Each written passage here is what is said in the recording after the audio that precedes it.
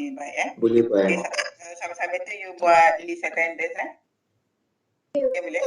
Kat WhatsApp Okay, so untuk hari ni kita akan sambung lagi enhance ERD lah.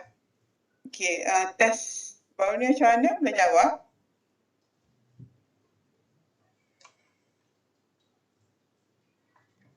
Macam mana test baru ni? Rasa saya dah bagi clue kan yang section C tu, betul tak?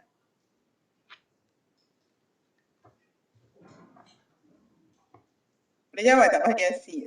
Actually bukan bahagian C lah, yang sebab bila masuk, yang bila buat online, apa tu soalan tu dia akan jadi random kan? Dia jadi random, so soalan yang you kena attach file tu. Attach image tu. Yang you buat and then snap kira tu. Yang tu boleh jawab tak? Boleh Puan. Boleh, Alhamdulillah. Siapa yang datang kelas saya insyaAllah boleh jawab lah kan. Sebab saya dah beritahu dah soalan tu macam ni akan masuk macam tu. Betul tak? Okay, so kita sambunglah untuk hari ni.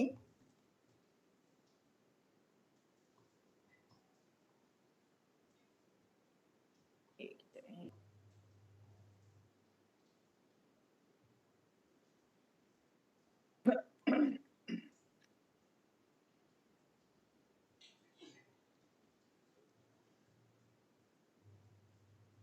Cluster ni memang saya lock lah pukul 8 sampai pukul 10 tu untuk lab cumanya saya akan ambil pukul start pukul 8.30 Okay, so enhance entity relationship model.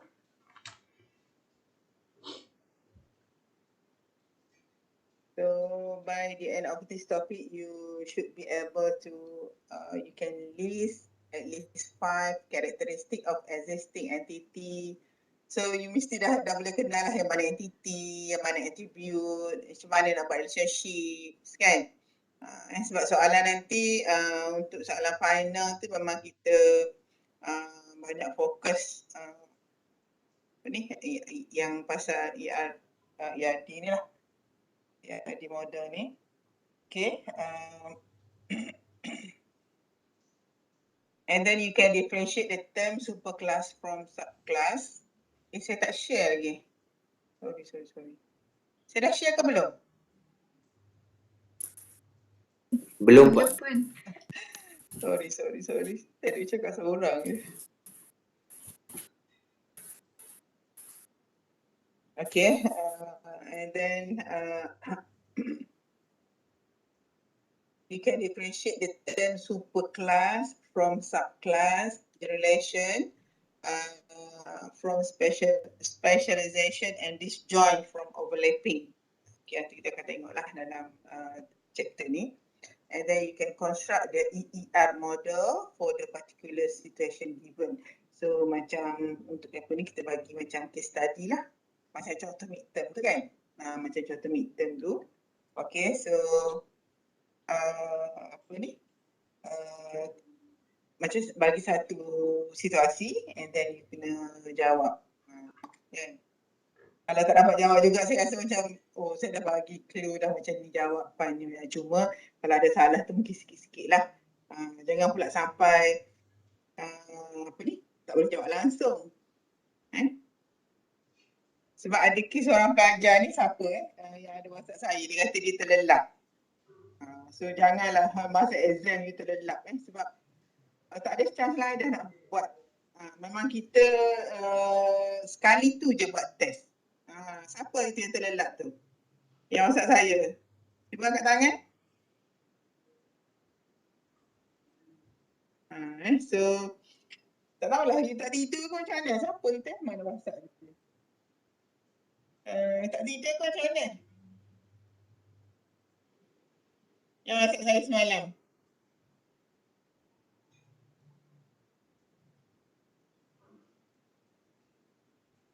So you kena jaga masa lah sebaiknya. Jangan pula waktu tidur tu you duduk berjaga dan waktu berjaga tu you tidur. Memang habis lah. So kena urus masa dengan baik lah. Memang Tak boleh lah you kata terlelap ke apa. Masa exam tu masa yang kritikal. Macam mana you boleh terlelap? Tak adalah nak jawab exam. Kita cuba tidur ke macam mana? Okay, so maaf memang saya kalau test macam ni melibatkan student ramai macam ni memang bukan course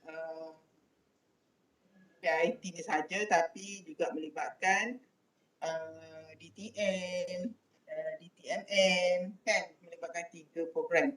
Jadi kalau you seorang ataupun you 2 orang macam tu memang tak buat balik lah. Tak berbaloi nak buat balik kan. Tak berbaloi. Maksudnya jadi double work lah pula bagi lecturer. So it's not fair juga lah pada pelajar yang lain. So jadikan pengajaran lah. Okay. So kita tengok the basic ER model has been widely used in most common business modeling, and when a business become increasingly complex, data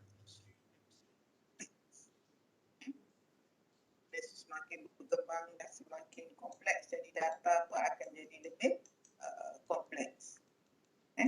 So to accommodate this change, the ER model is expanded so that the data in a complex business environment, can be represented more accurately.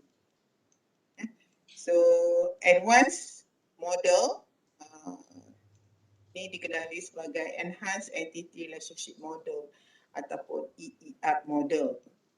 So the EER model has additional concepts such as a weak entity, composite entity, superclass, and subclass entity, generalization, specialization, application.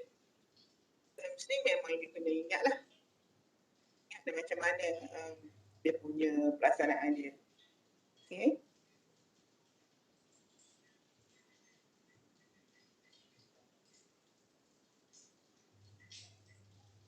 Okay, kita tengok dulu weak entity. Okay, weak entity. Most entity identified in an organization exist independently. They do not depend on the existence of other entities. Okay, so this entity are called strong entities. Maknanya dia tak perlu bergantung kepada kewujudan entiti lain. So yang ini kita panggil strong entities. Example, okay, doctor, department, product and worker. Okay, occurrence for entities like this usually have unique values. Okay, dia ada key yang unik lah macam kita dah belajar sebelum ni. Macam ni doktor mungkin ada dia punya ID dia, department ada ID dia, so lah. So this key is able to identify its unique entity occurrence and what then is mean by weak entity. So apa yang kita masukkan dengan weak entity? So weak entity has characteristic opposite to a strong entity. Maknanya maksud dia sebalik daripada strong entity lah. So kewujudan, the existence of a weak entity depends on the existence of other entities. Kewujudan weak entity ni bergantung kepada kewujudan entiti lain. So kalau strong entity tu dia tidak bergantung kepada kewujudan entiti lain. So dia faham kan beza dia. So a weak entity also does not have its own key. Dia tak ada kunci dia sendiri, dia tak ada unique key.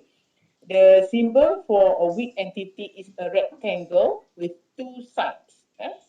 Rectangle with 2 sides. Example of a weak entity is dependent, which depends on the existence of the worker entity. Okay, sekejap saya tunjuk contoh. A weak entity is represented by a regular symbol with the side in bold.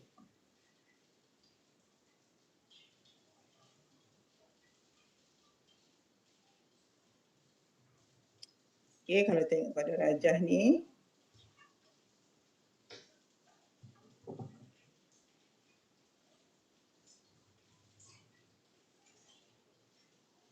okay, contohnya a weak entity the symbol for a weak entity is a rectangular with 2 sides.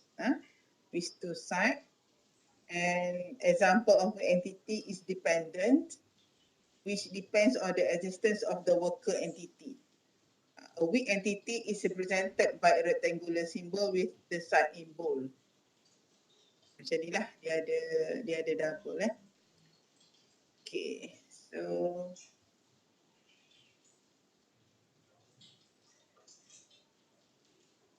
and then composite entity,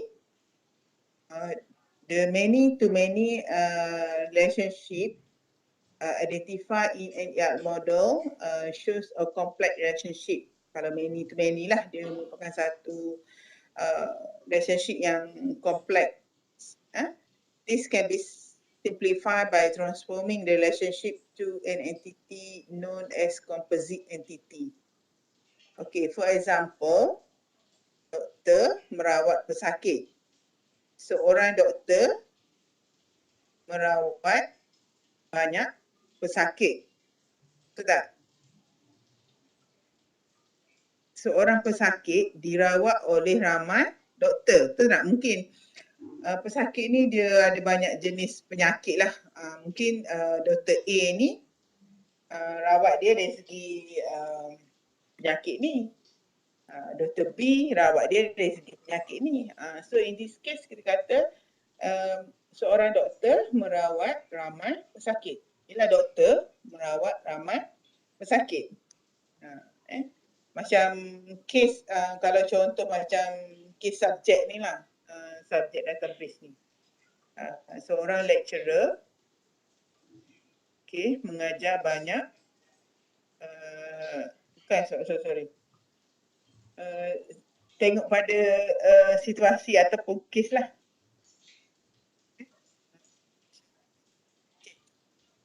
Orang mengajar banyak subjek. Satu subjek diajar oleh ramai. Kita bergantung kepada situasi. Tak semestinya relationship antara pensyarah dengan subjek tu tak semestinya. Mungkin one to many. One to many bila mana keadaan seorang pensyarah mengajar banyak subjek. Satu subjek dia ajar oleh pensyarah. Okay, itu one to many. Kalau many to many, seorang pensyarah mengajar satu subjek. Satu subjek tu diajar oleh ramai pensyarah. In this dalam situasi macam subjek database lah. Cik Sanya, Cik Rashid. Okay.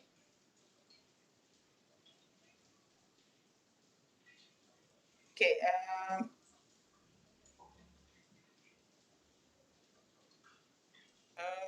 Contoh di bawah tu when the three relationship is made a composite entity.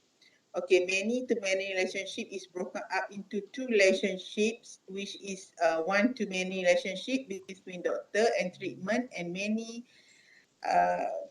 relationship between treatment and patient, or one-to-many relationship between patient and treatment. Kita pecahkan kalau composite entity ni many-to-many lah, kita pecahkan dia.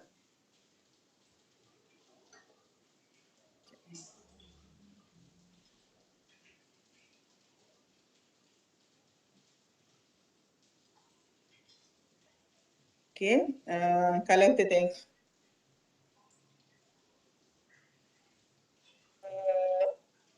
observe the arrangement of one-to-many and many-to-one between doctor, treatment and patient.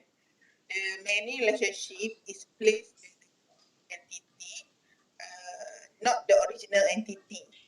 M relationship is placed at the composite entity, not the original entity. So this arrangement shall remain like this for each relationship that is changed into composite entity. Nampak tak? Sebabkan that's why ini bila composite entity ni dia complex, so kita pecahkan instead of dia relationship, kita pecahkan, kita jadikan dia composite entity. Kita jadikan dia entity. Kalau tengok yang asal, nampak tak? Seorang doktor merawat banyak pesakit. Satu pesakit dirawat oleh ramai doktor. Okay, so bila dalam kes many to many ni dia kompleks.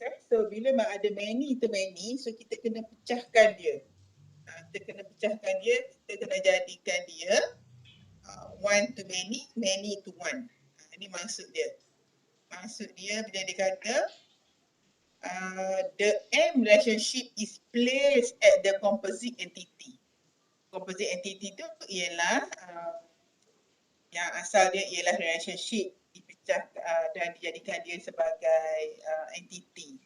Faham Dia asal dia relationship, kemudian dia tu dijadikan sebagai composite entity.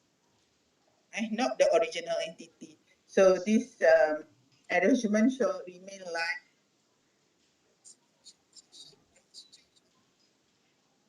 so bila kita relationship tu dijadikan sebagai composite entity sebab bila many to many dia complex, susah dalam database tu nanti bila nak update data nak apa susah, jadi apa ni kita terpaksa pecahkan dia, jadikan dia sebagai composite many tu. So many tu dia akan kita akan letakkan dia di sebelah rectangle ni lah. Rajah ni, ERD ni, dia diletakkan di sebelah composite entity. Okay, boleh faham tak?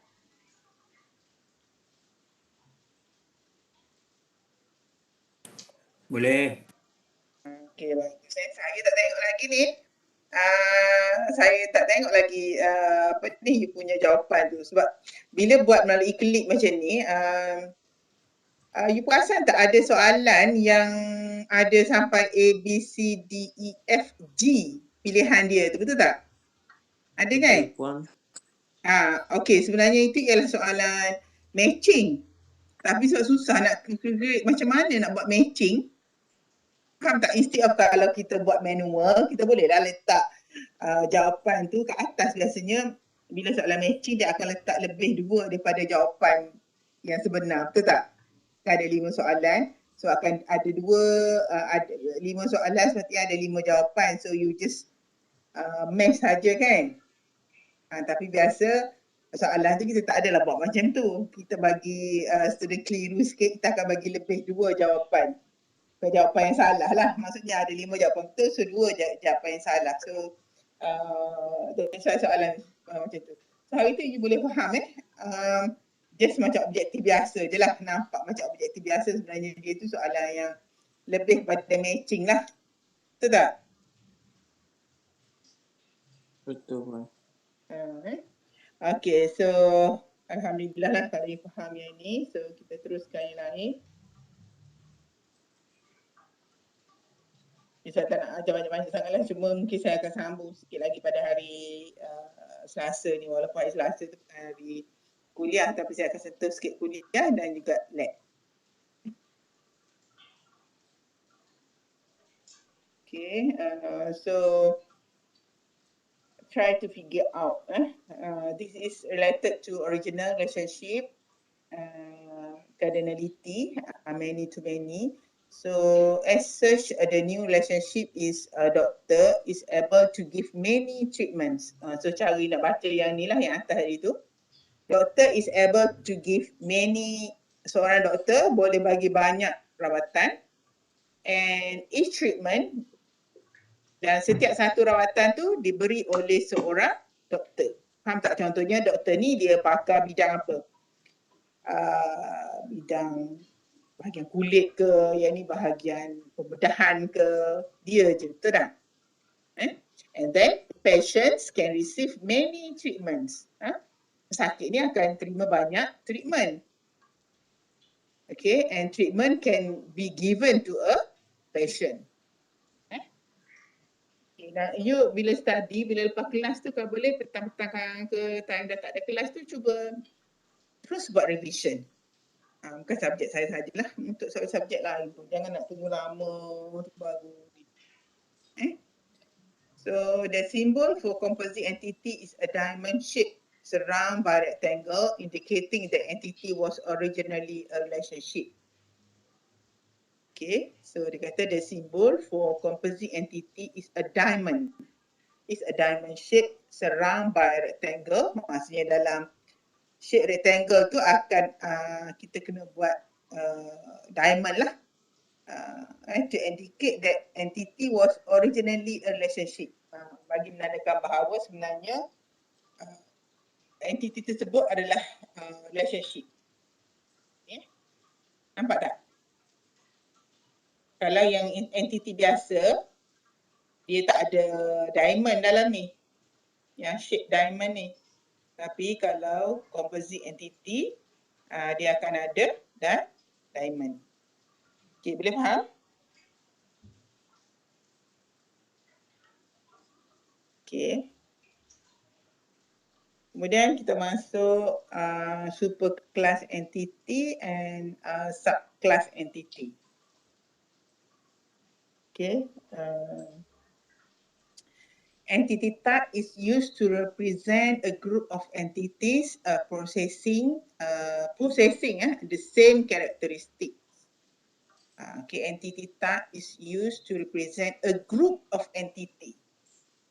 A group of entity possessing the same characteristic. Kita tengok contoh macam ni. Ciri-ciri yang sama.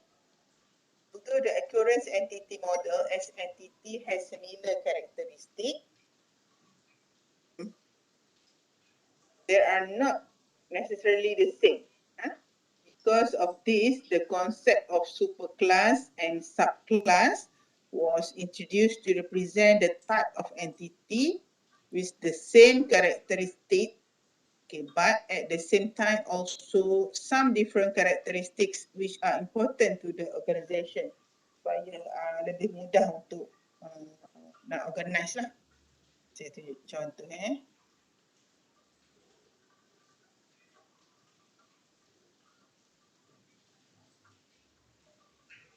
For example, students entity in a university has two categories. Pre-degree students, degree students. Okay, student is a super class with two subclass below. Yang mana a super class is a type of entity which is more general, student, student general, and it has relationship with one or more specific subclass. A subclass is one or several entities with different attributes from other subclass but share the same attribute as a superclass entity. Contohnya yang inilah. Okay, katakan ni superclass. Yang general entity ni kita letakkan dalam superclass dan yang subclass ni ialah pecahan dia lah. Contohnya tadi superclass student. Contohnya student is a superclass. And then diploma ke kat sini, subclass satu ni student diploma. Yang kedua student degree. Mungkin ada pecahan lagi student master, student PhD and so on. Okay, boleh faham tak? Superclass entity tu macam main entity lah. Okay. Attribute found in all entities, okay, including keys, are placed in the superclass. Attribute, semua attribute dalam semua entity ni, termasuklah key, diletakkan dalam superclass. Yang mana yang sama lah. Attributes only found, tapi attribute yang hanya berada di spesifik, yang spesifik, so dia akan letakkan di subclass. Attribute only found in specific subclasses are placed in the related subclasses. So, other concept will be placed in these basic notations once we reach to the next chapter lah. Kita tengok pada chapter yang akan datang lah. Okay, a simple example is shown here to explain the relationships of superclass or subclass. Assume a furniture company has three. Satu, kita bagi contohlah andaian satu picture company ni ada 3 jenis pekerja. Ada 3 types of workers. First, contract workers. Second, permanent workers. And third, hired consultants.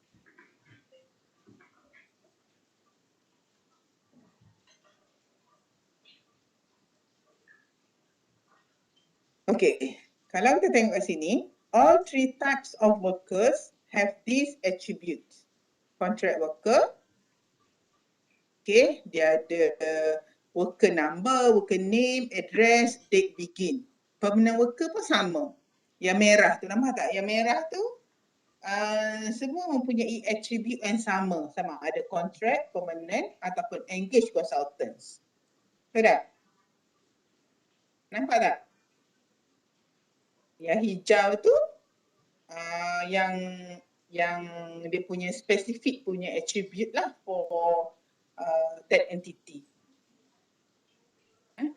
So yang mana yang tak sama, yang sama kita anggapkan dia sebagai, kita groupkan dia sebagai super class. And then yang tak sama tu dia akan berada di sub class.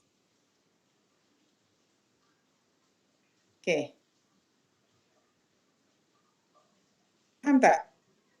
Yang sama tadi tu, yang merah tu, worker name, address, date begin. So dia berada di super class, sub class, contract staff, permanent staff, negotiation ataupun consultant tadi tu. So dia ada hour rate, kalau permanent staff ada punya basic salary dengan allowance. Contract number, pay rate. Okey, kemudian kita tengok pula pada superclass entity and subclass. There are 2 processes that can be used to construct a superclass or subclass relationships. First, generalization. Second, specialization.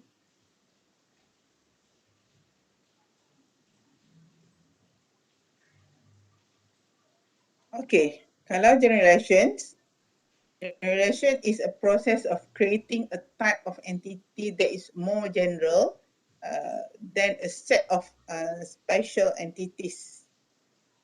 Okay, so kita boleh tengoklah compare dengan generalization ni pada rajah ni rajah 5.5A dengan 5.5B.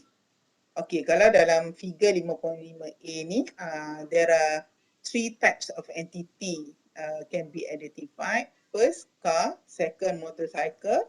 And then the third one is lorry.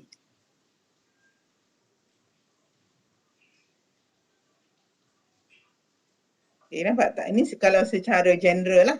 Macam mana kita nak pecahkan dia kepada specialization. Okay, car, lorry, motorcycle. Okay, car, lorry, motorcycle. Okay, car, dia punya ada vehicle number, ada vehicle name, ada model, ada make. Okay, car ada passenger number, ada engine, type.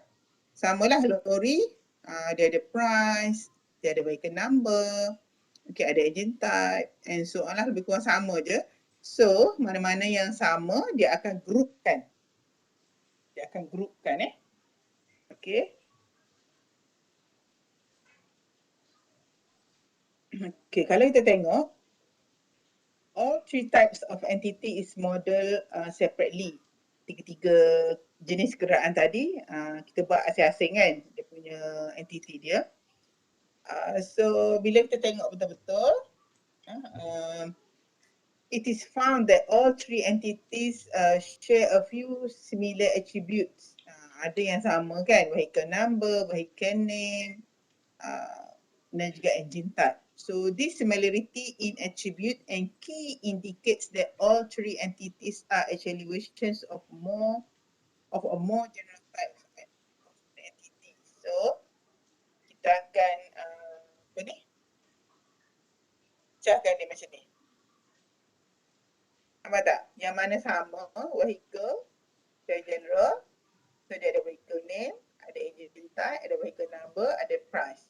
And then vehicle, bawah dia sub dia, specialization, car lorry, dia, kalau lorry dia ada capacity, car dia ada passenger number.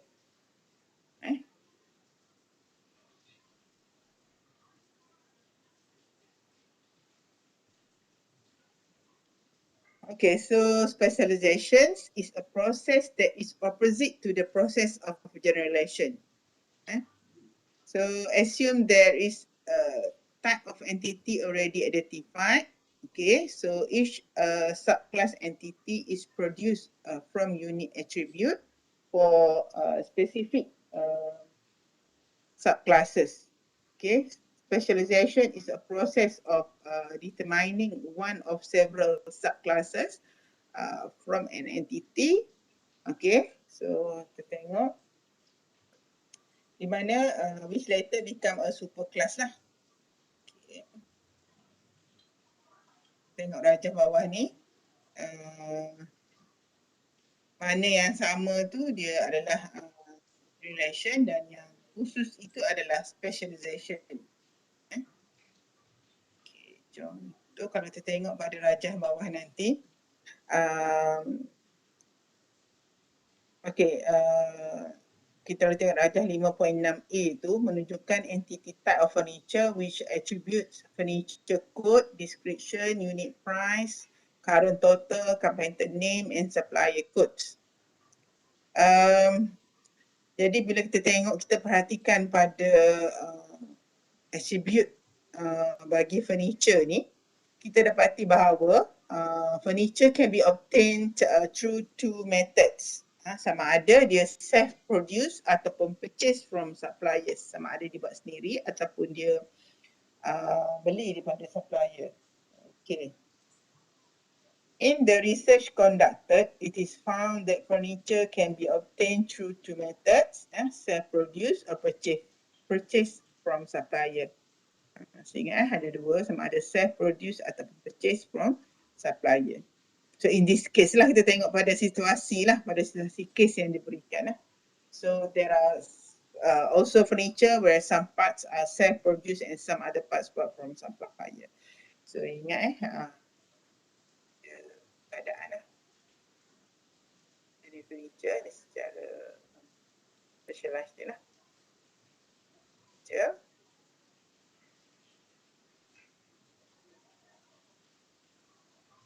Jadi kita akan pecah yang yang ini secara general. Okey, kemudian self-produced furniture contain the carpenter name, attribute but not unit price and supplier code attributes. And then furniture bought from the supplier contain the unit price and supplier code attributes but not the carpenter name attributes. So this shows that furniture must be specialized. By defining two subclasses, made furniture and purchase furniture. Jadi kita pecahkan kepada dua. Okay, furniture. So yang sama kita groupkan sekali dan yang specialized tu kita asingkan lah. Kita sebagai dia sub. Furniture, made furniture and purchase furniture. Kalau made furniture kita ada nama tukang lah. Okay, kalau purchase furniture kita ada supplier code and the unit price. Okay.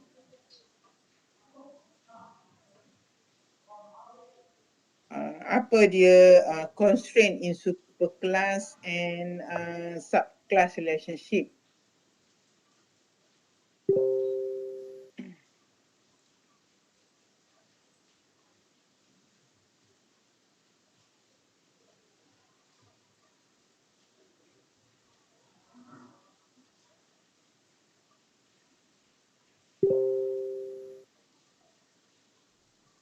Okay, dia ada satu rules lah yang diberi namakan disjoint rule. So the disjoint rule state that for the same superclass, okay, the disjoint rule state that for the same superclass, the entity occurrence of a subclass may not become a member of another subclass at the same time. So the disjoint symbol is D. Okay, symbol dia adalah D. The first letter for disjoint. For example, for superclass vehicle, superclass vehicle, the subclass car may not become a member of a of the subclass lorry and vice versa. Dia tak boleh jadi sub untuk lain lah. So that's why dia kata disjoint, dia letak D. Vehicle can consist of a car or lorry but must not consist of combinations of car and lorry. Unless someone invents a combinations of both vehicle in the future. But so far kalau kereta-kereta lah, lorry and lorry lah. And so therefore the symbol D is placed in a circle linking the vehicle subclass. Okay, so macam ni lah. That's why kita letak D. Disjoint maknanya kereta adalah kereta, lori adalah lori. Boleh faham tak ni ya?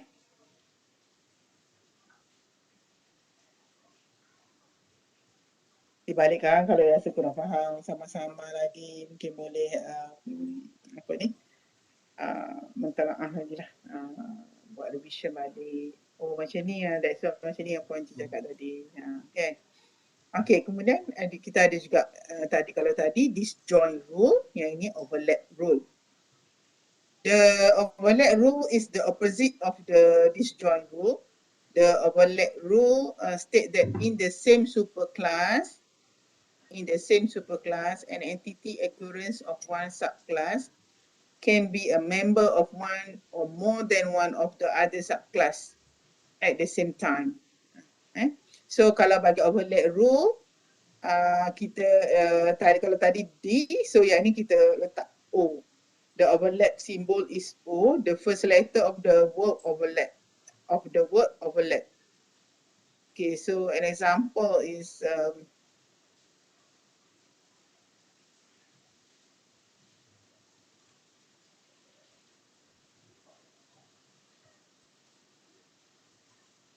yang ni lah. Contoh macam ni, kalau sama ada dia boleh belilah, dia boleh buat ataupun dia boleh beli. Tapi kalau kereta dia tak boleh, kereta adalah kereta, so dia tengok pada situasi lah. Recapitulate our discussion on the concept of specializations. We choose furniture as an example and we found that some parts of the furniture are self-produced and some other parts purchased from suppliers. So in this case, furniture entity occurrence, for example, the cupboard mirror is purchased from the supplier and several other cupboard parts as the top part, drawer and legs are self-produced by the company itself. So that's why yang in this case, macam case furniture ni dia boleh jadi overlap. Ni tak macam kereta. Sebab apa? Contohnya katakan mungkin katakan cermin dia beli. Tapi untuk top ke untuk bahagian part lain tu dia punya tukang buat. So that's why tanda overlap. Okay, ni faham So maksudnya kalau kita nak tengok dia depends on apa ni, keadaan lah, depend pada situasi ataupun kes. Ni contoh kes ni individual, example secara umum lah. Individual tu sama ada employee, dia alumni, dia boleh overlap lah mana-mana. Kemudian kalau yang ni pula hubungan dia employee dengan sub dia, administrator and general, dia disjoint. Students, undergraduate ataupun postgraduate dia adalah disjoint. Sebab pada masa yang sama, kalau dia adalah undergraduate student, dia tak boleh jadi postgraduate students. Okay, faham Jadi pecah sub-sub tu bila dia ada subclass superclass. So bila dia pecahkan tu, kita nak tahu dia tu sama ada dia boleh overlap ataupun disjoint. So tengok pada kes ataupun tengok pada keadaan.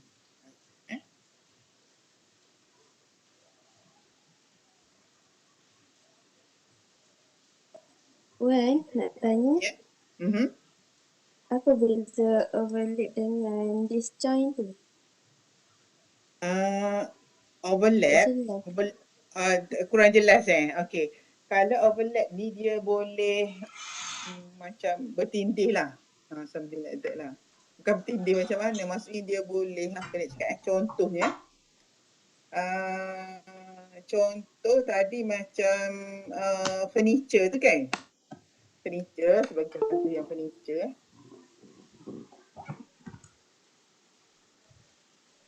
Furniture. Katakan kilang ni dia buat furniture. Ada yang dipecahkan kepada dua. Satu yang furniture dia buat sendiri. Satu yang purchase furniture. Okey? Faham tak? Apa yang tanya tadi? Kenapa kat sini overlap? Kan? Kenapa kat sini overlap? Overlap kat sini sebab dia cakap apa kat sini? Okay. We choose furniture as an example. Dalam kes ni dia pilih furniture perabot ni sebagai contoh. Kenapa? And we found out that some parts of the furniture are self-produced and some other parts purchased from suppliers. Untuk jadikan satu perabot tu, contohnya untuk buat sebagai contoh nak buat almari yang ada cermin, for example. Faham tak? Macam buat top dia ke apa ke, itu tukang buat. Tapi cermin apa semua tu dia order daripada supplier yang dah ready. Dia pasang saja untuk menjadikan satu item tu lah. Faham tak? Kenapa dekat furniture tadi tu kita tak guna disjoint? Dia tak boleh disjoint ni, maksudnya benda yang macam mana cakap macam contoh tadi, kereta tadi dengan lori. Kereta dia tak boleh jadi lori. Lori tak boleh jadi kereta. Betul tak? So that's why dia disjoint. Tapi dalam kes ni, tapi tak semua dia bergantung kepada benda lah, ataupun bergantung kepada perkara ataupun situasi. Contoh furniture. Furniture ni dia overlap sebab untuk membuat satu perabot. Contohnya untuk buat satu almari lah macam kata tadi. Kan? Tukang dia buat almari. Memang tukang dia buat almari apa semua. Tapi bukan dia buat, kata contoh cermin pun dia buat juga. Dia tak buat cermin. Cermin tu dia order daripada supplier. Faham tak?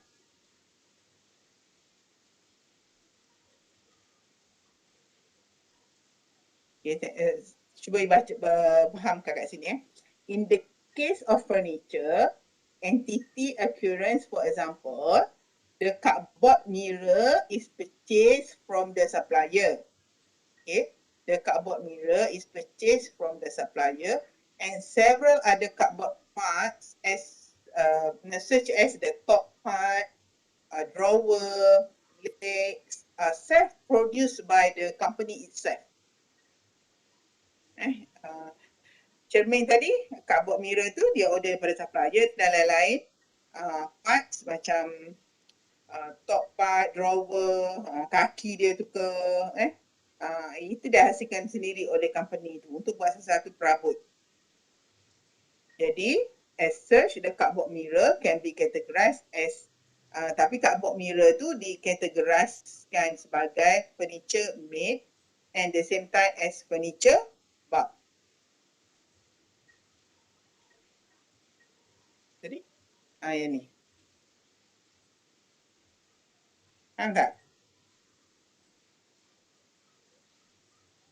Overlap. Ni kita panggil O. O tu dia overlap, dia bertindih, dia boleh apa ni? Ni. Tengok rules dia. The overlap rules state that in the same superclass, an entity occurrence of one sub be a member of one or more than one member to the other subclass at the same time. The overlap symbol is O. Okay, the overlap symbol is O. So macam ni lah. Dia boleh jadi member. Maknanya make furniture boleh jadi, maksudnya dia dia boleh combine at the same time untuk menjadikan satu dalam kes ni nak buat perabot tu. Kilang tu dia boleh buat sendiri perabot, tapi certain parts tu dia beli. Dia beli daripada yang dah siap lah, purchase furniture. Dia beli daripada siap cermin ke apa ke. So dia pasang. So macam ni kita panggil dia punya overlap. Boleh faham tak lagi? Faham sikit. Maksudnya pun yang kalau disjoin tu Disjoin tu dia terbahagi kepada dua benda yang berbeza lah. Dia tak boleh jadi member. Contohnya kan dalam kes ni cuba tengok student kan. Kat sini overlap individual. So sama ada boleh jadi employee, boleh jadi alumni ataupun student. So bila dipecahkan student pula sama ada undergraduate students ataupun postgraduate student. Kenapa bila dia buat subclass superclass macam ni, undergraduate students and postgraduate students dia letak disjoin. Sebab secara logiknya undergraduate student pada masa yang sama dia tak boleh jadi postgraduate student ataupun kita katalah student diploma. Okey, pada masa yang sama dia tak boleh jadi student degree. Betul tak?